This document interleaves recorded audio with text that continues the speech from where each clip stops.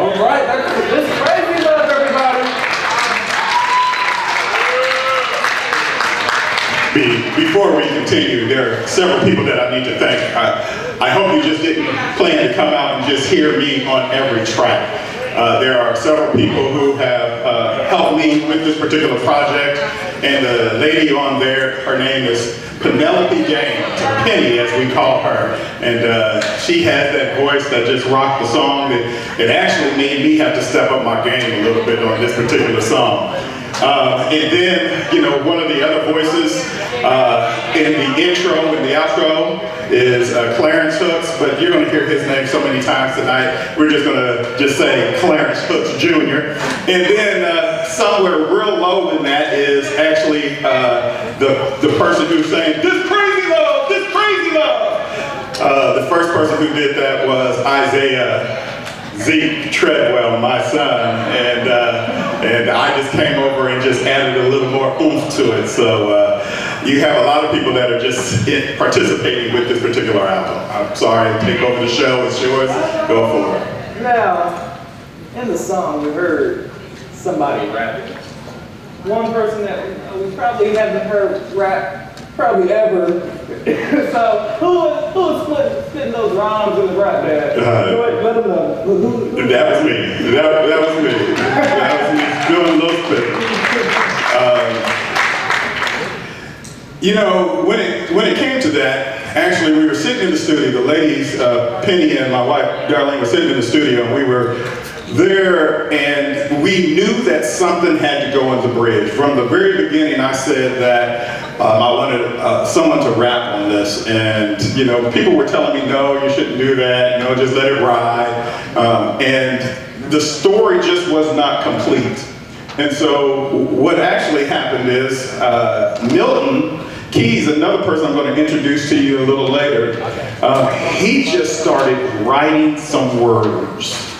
And we were all looking over his shoulder, and we just started looking at some of the words that he was writing. And I sat there, I was like, I like that. And so I took some of those words home that he used, and I actually added more to it to tell the story so it would all flow. And that's how all of that came about in the... All right, so given that this was it had a hip hop flavor to it. So who do you like in the hip hop game or hip hop and R&B? Since I love lyrics, it has to be Mos Def and it has to be Common.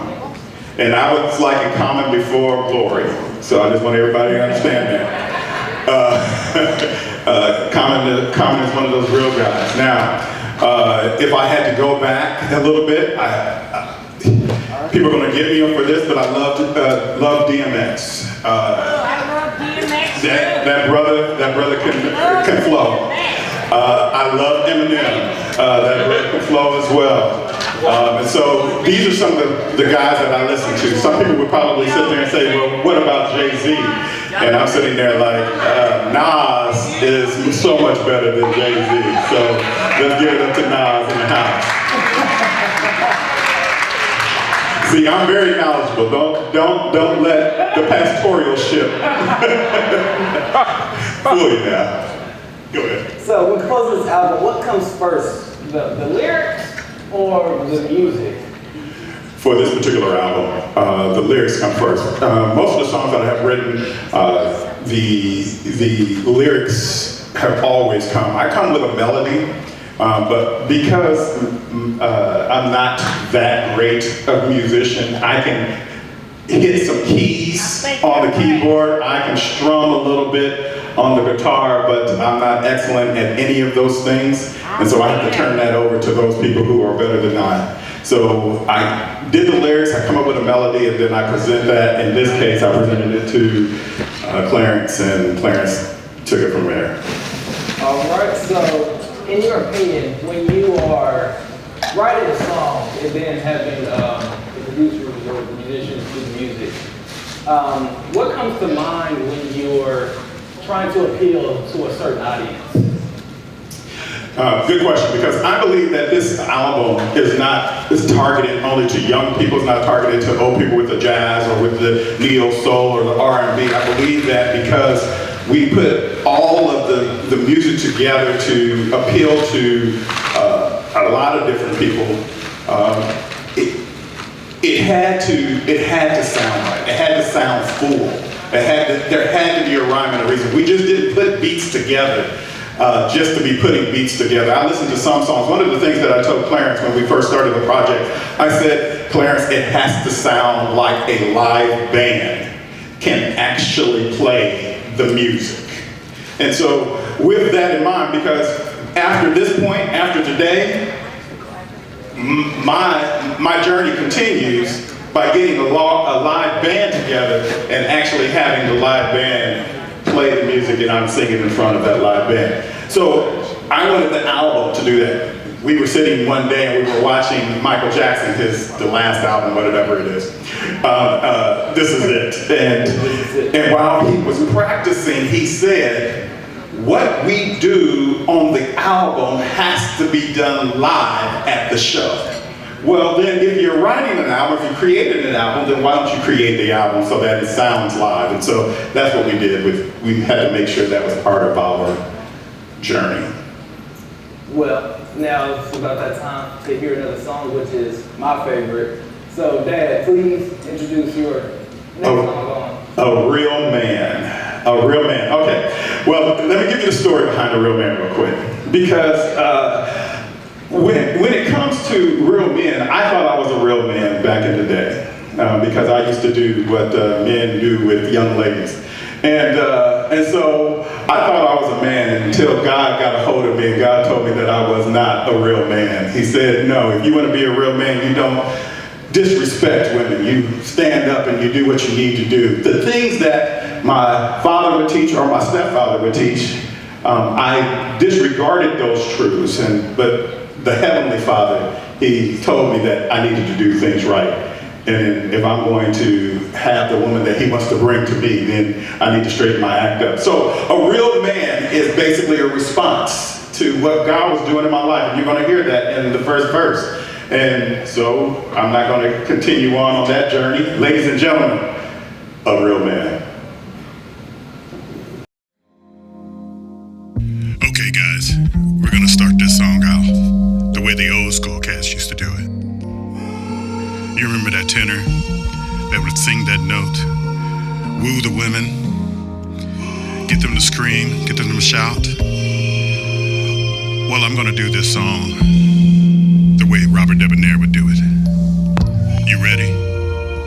Here we go.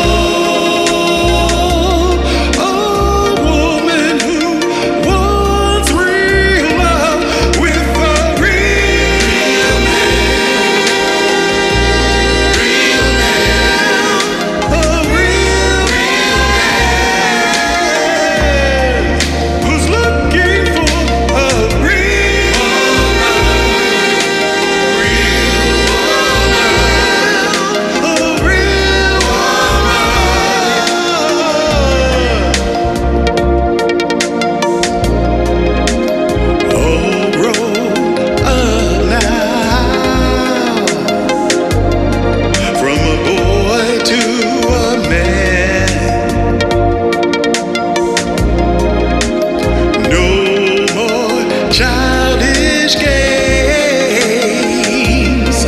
I've upgraded my tension space.